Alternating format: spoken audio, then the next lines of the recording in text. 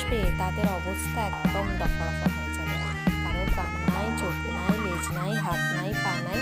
তো যাই হোক, অনেকদিন তো ছেলেটার দেখছি ঠিকঠাক খেলনা নেই। আর ভাবলাম যে ঠিক আছে, চট জলদি একটা ফ্লিপকার্ট থেকে কিছু একটা অর্ডার দিই। বলি খেলনা নিয়ে এসেছে, কিছু দড়ির খেলনা, বল, এগুলো সব এসেছে।